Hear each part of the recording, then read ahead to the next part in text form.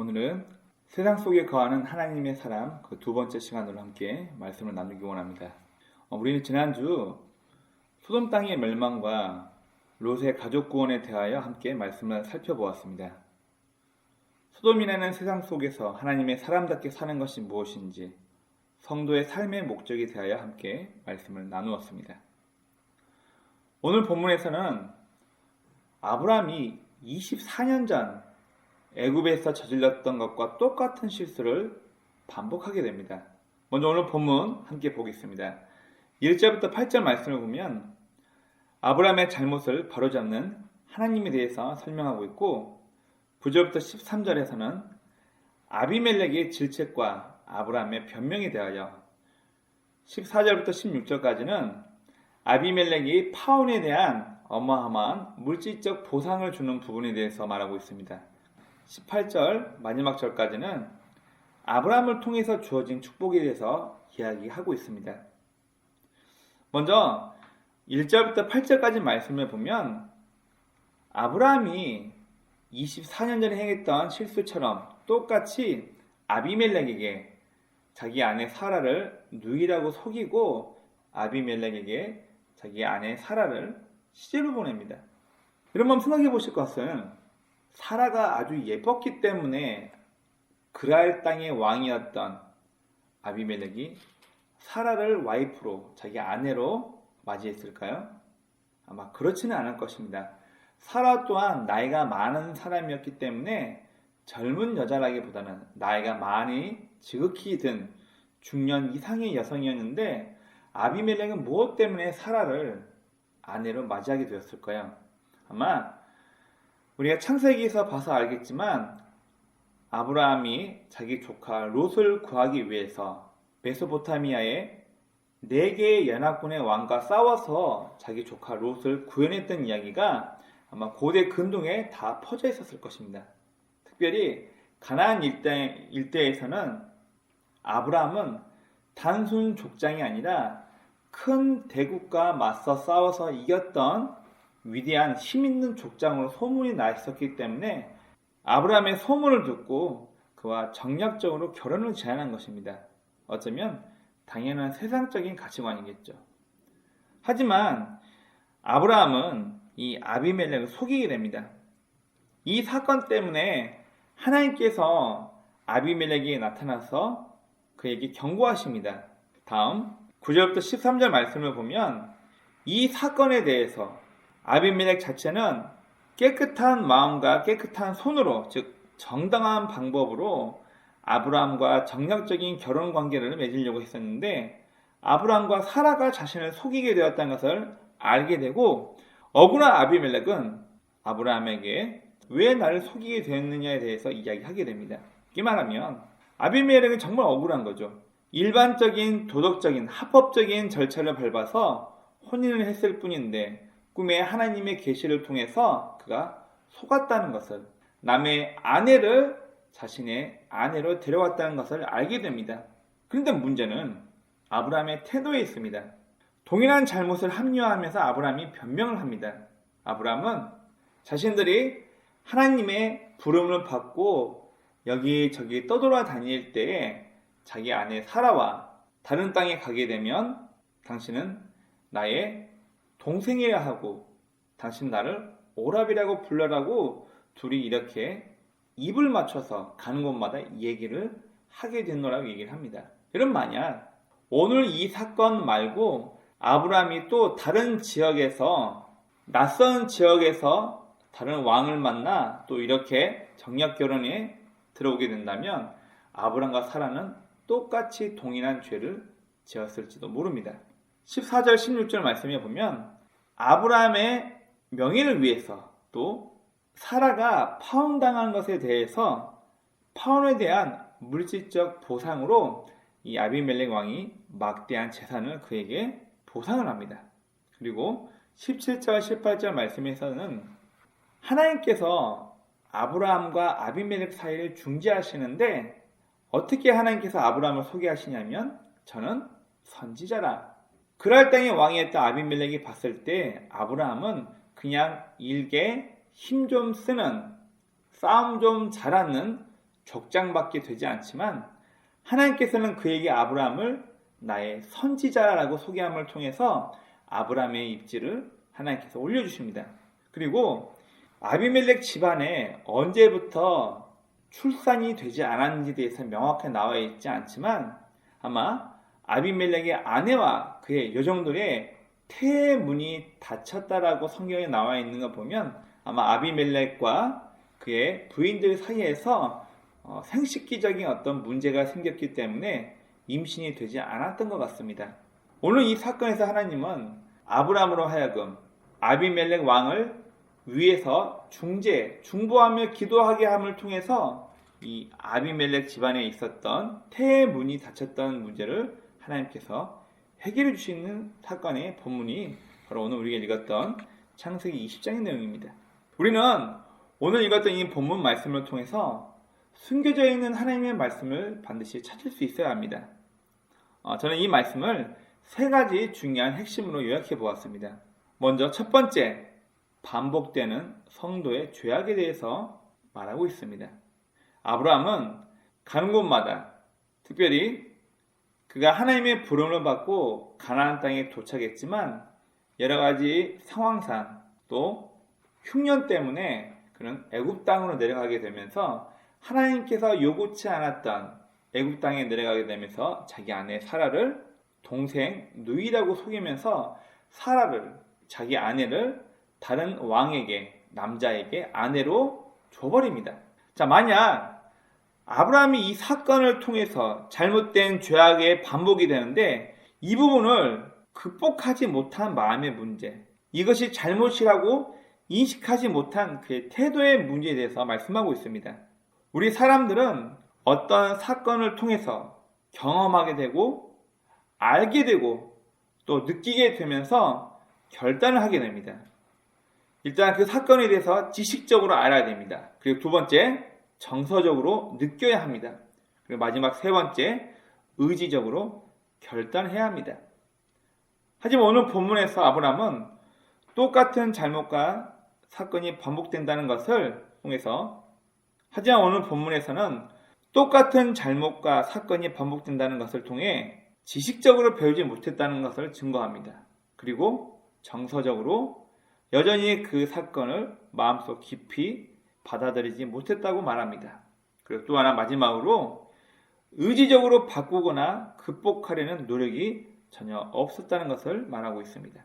마태복음 12장 43절부터 45절까지 말씀 보면 한 사람 속에 있던 귀신이 쫓겨나고 난 이후 다시 그 사람에게 와보니까 귀신이 이 사람을 보니까 그 안이 수리되었거늘 청소가 되었다고 우리나라 성경에 나와 있는데 원어 성경에는 귀신이 살기 좋은 모습으로 치장되었다라고 얘기를 합니다. 이 말은 뭐냐면 그 사람의 삶의 태도와 그 사람의 삶의 모습이 귀신이 좋아하는 삶의 모습과 태도로 다시 치장되었다라고 원어 성경은 말하고 있습니다. 이에 저보다 더 악한 귀신 7을 데리고 와서 그 사람 속에 들어가니 그 사람의 형편이 전보다 더욱 심해졌다고 얘기하고 있습니다. 그리고 베드로후서 2장 21절부터 22절 말씀 보면 베드로 사도가 이렇게 비유하고 있습니다. 돼지가 몸을 깨끗이 씻었다가 다시 그 본능 때문에 흙탕물 속으로 들어가는 것을 이야기하고 개가 먹었던 음식을 토하고 난 이후에 다시 그 음식을 먹는 지저분한 모습을 통해서 믿음이 있는 성도가 예수 그리스도의 은혜와 사랑을 맛보고 체험한 이후에 믿음을 배신하게 되면 돼지가 씻었다가 진흙탕에 빠지는 것과 또 개가 토하는 음식을 다시 먹는 걸로 비유를 하고 있습니다. 우리에게는 누구나 약점이 있습니다. 그 약점이 돈이 될 수도 있고 명예가 될 수도 있고 성적인 타락일 수도 있고 남의 눈을 의식하는 것일 수도 있습니다. 저와 여러분은 완벽할 수가 없습니다. 하지만 우리가 알게 되고 느끼고 결단해야 할 약점을 극복하지 못한다면 언제가 우리의 삶에서 우리의 잘못들이 우리의 삶의 발목을 잡는 사건으로 되돌아올 것입니다. 죄와 잘못을 알게 되었다면 정서적으로 아파하고 의지적으로 결단을 해야 한다는 것을 말해주고 있습니다. 다음 두 번째 오늘 본문은 세상의 질타를 받는 성도에 대해서 말하고 있습니다. 오늘날 우리 교회, 예수 믿는 우리 성도들은 참 그 입지가 난감합니다. 정직하지 못하고 성경의 가르침대로 살지 못하고 오히려 세상의 기준을 따라가고 있습니다. 예수 믿으면 조금은 그 사람의 언행이 바뀔 줄 아는데 여전히 바뀌지 못한 잘못된 언행들, 물질적 착취와 성적인 타락들, 오히려 예수 믿지 않는 불신자들에게 손가락당하면서 이제는 교회가 세상을 걱정하며 도움을 주는 시대가 아니라 세상이 교회의 타락을 걱정하며 심판해버리는 시대가 되어버렸습니다. 마태복음 5장 13절에서는 맛을 잃어버린 소금의 초유에 대해서 얘기하고 있습니다. 너희는 세상의 소금이라. 만일 소금이 그 짠맛을 잃어버리면 무엇으로 짜게 하리요? 다만 너희는 밖에 길바닥에 던져져서 사람들에게 짓밟힐 뿐이니라. 예수님은 제자들에게 이렇게 말씀하고 있습니다. 결국 성도의 삶을 통해서 보이지 않는 하나님이 드러나지 않기 때문에 오히려 믿지 않는 세상 사람들에게 질타를 받고 있다고 성경은 이야기합니다. 여러분 좀 민감한 이야기이긴 하지만 지금 코로나로 인하여서 우리 교회는 함께 모여서 예배드리지 못하고 비대면으로 또 함께 식사의 교제도 하지 못하고 있습니다. 간혹 어떤 교회나 어떤 기도원에서는 당국이 정한, 우리나라 정부가 정한 어떤 방역 지침을 지키지 않고 그대로 똑같이 예배드리고 또 함께 식사를 하다가 코로나에 집단 감염이 되어서 뉴스에 보고가 됩니다. 여러분 이 문제를 막연하게 정부가 기독교를 탄압하기 위해서라고만 볼 것이 아니라 세상에 코로나라는 문제로 인하여서 사회적 거리두기와 또 우리 기독교도 앞장서서 조심하며 하나님의 말씀을 영상으로 혹은 비대면으로 이렇게 준비해야 되는데도 불구하고 이런 모든 것들을 다 무시하고 우리는 믿음으로 예배드리면 돼. 우리가 믿음으로 예배드리면 코로나도 우리를 다 물러갈 거야. 마치 하나님을 샤머니즘, 무당 같은 존재로 하나님을 여기고 우리가 행하고 있는 이 예배를 당연시 여기면서 이 사회에서 지키고 있는 기본적인 것을 지키지 못하여서 오히려 지금 코로나 시대에 병 때문에 코로나는 질병 때문에 우리가 어려운 것이 아니라 이 코로나를 대하는 몇몇 교회의 잘못된 입장과 태도 때문에 오히려 교회는 지금 세상으로부터 더 거세게 질타를 받고 있습니다. 베드로전서 2장 9절에서는 너희는 택하신 나라요 그의 백성이요. 성경을 우리께 믿는 사람을 이야기하고 있습니다. 그리고 이 베드로전서 2장 9절에서는 우리를 그의 거룩한 나라요 그의 백성으로 부르신 이유가 그의 아름다운 덕을 선포하기 위해서라고 말씀하고 있습니다. 그 말은 뭐냐면은 우리 믿는 사람들이 하나님을 믿고 하나님의 자녀여 백성된 우리가 하나님의 아름다운 덕을 선포하는 하나님의 아름다움을 믿지 않는 불신자들에게 선전하는 광고 모델과 같다라고 우리에게 얘기하고 있습니다. 즉 눈에 보이지 않는 하나님을 성도의 삶을 통해서 입증하기 원하신다는 이야기입니다. 하지만 우리가 믿지 않는 불신자들에게 세상의 질타를 받는 성도로 남아있다면 우리의 삶을 통해서 눈에 보이지 않는 하나님은 결코 드러날 수가 없을 것입니다. 오늘 본문은 세 번째로 하나님을 통한 성도의 가치에 대해서 이야기하고 있습니다. 제가 좀 막대 먹은 비유로 이런 이야기를 한번 해보겠습니다. 여러분들은 얼마짜리이십니까? 여러분들의 삶을, 여러분의 생명을, 여러분들의 인생을 만약 돈으로 환산할 수 있다면 여러분은 얼마짜리 인간이십니까? 물론 이 대답 자체가, 이 질문 자체가 참 미련한 겁니다. 하지만 만약 우리의 삶을 돈으로 환산할 수 있다면 그 환산이 가능할 수 있는 기준은 무엇일까요? 어떤 TV 프로그램에서 한 연예인이 나와 비슷한 질문을 했습니다. 여러분의 인생을 얼마짜리 인생입니까? 라고 질문했더니 그 프로그램에 나왔던 수많은 일반 사람들이 뭐라고 대답했냐면 현재 자기의 학력 수준으로, 회사 내에서 자기의 직위로, 또 자기가 지금 받고 있는 연봉 혹은 한 달 월급을 기준으로 해서 자기 삶의 기준을, 자기 삶을 돈으로 환산했을 때 나는 얼마짜리 사람입니다라고 대답하는 걸 들은 적이 있습니다. 참 안타깝죠. 여러분, 예수를 모르는 사람은 가장 귀중한, 자신에게 가장 소중하다고 생각하는 돈으로, 세상을 기준으로 돈으로 자신의 삶을, 가치를 보겠습니다. 이런 만약 우리 예수 믿는 사람들이 예수님을 모르는, 하나님의 말씀을 모르는 세상 사람과 똑같은 기준으로 이 땅을 살고 있다면 우리 성도들은 이 세상에서 가장 미련하고 어리석고 불쌍한 사람이 되는 것입니다. 고린도전서 15장 19절에서 바울은 성도의 소망이 만약 이 세상에만 있다면 우리가 가장 비참하고 불쌍한 사람이라고 얘기하고 있습니다. 성도는 자신에게 주어진 가치가 무엇인지를 확인하고 올바른 길을 가는 것을 통해서 자신의 가치가 결정됩니다. 여러분, 우리 마태복음 25장에 보면 달란트 비유가 나옵니다. 어떤 사람에게는 5달란트를 주고 어떤 사람에게는 3달란트, 또 어떤 사람에게는 1달란트를 주고 왕이 장사하라, 내가 갔다 올 때까지 이 돈을 가지고 니네가 일을 하여라 라고 합니다. 우리는 같이 액수를 보고 누구는 5개, 누구는 3개, 누구는 1개.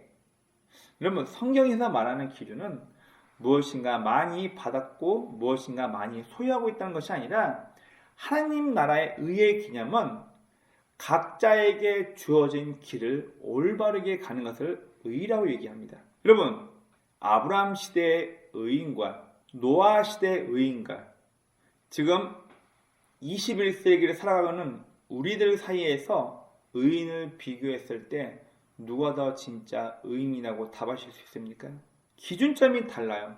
오늘날처럼 타락하고 오늘날처럼 법망을 피해가면서 정치적으로 오늘날 시대에 살고 있는 의인과 현대화되지는 않았지만 약육강식만 있었던 시대에 살고 있었던 사람들의 사이에서 의인이라고 불리는 사람과 비교했을 때 그 비교 대상이 되지는 않습니다. 하지만 성경에서 말하고 있는 의의 개념은 짜디크라는 단어가 있는데 이 단어가 뭐냐면은 하나님께서 한 사람 한 사람 각각을 불러내신 그 삶의 목적대로 올바르게 살고 있는 것 자체를 의라고 얘기합니다. 아브라함이 구원받기에 합당했기 때문에 그를 의인이라고 불렀던 것이 아니라 아브라함이 하나님의 부르신 목적에 맞게 그가 가야 할 길을 가고 있었기 때문에 그를 의인이라고 부르신 것이고, 아브라함이 당대 의인이었기 때문에 그를 통해서 믿음의 조상으로 세우신 게 아니라 아브라함 또한 그의 삶에 맞게 인생을 살아왔기 때문에 그에게 짜디크, 의라는 단어를 써서 의인이라고 불러줍니다.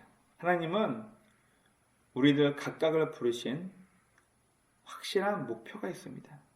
바로 우리를 각각을 부르신 하나님의 올바른 목적대로 사는 삶을 성경에서는 의라고 말합니다. 성도가 하나님께서 우리 각자에게 주신 의의 길을 가지 못하고 남과 비교하며 세상을 부러워하며 닮아간다면 성도는 더 이상 세상의 질타와 심판을 피할 수가 없을 것입니다.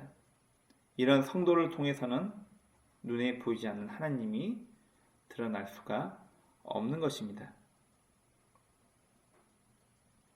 우리가 올바른 우리들 각자에게 주어진 삶을 바르게 살아갔을 때 비로소 보이지 않는 하나님께서 우리를 통해서 드러나시게 된다는 것을 우리는 기억해야 합니다. 오늘 본문을 얼핏 보면 아브라함이 예전 애굽으로 갔을 때와 똑같은 실수를 범하네, 이렇게 보일 수도 있지만 오늘 분명 우리에게 이야기하고 있습니다.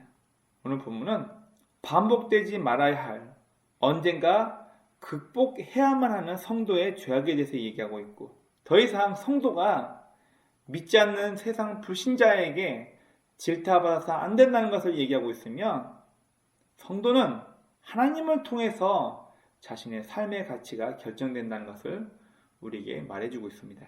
이런 원합기는 어쩌면 코로나 시국 우리는 참 어렵고 힘들게 인생을 살아가고 있습니다.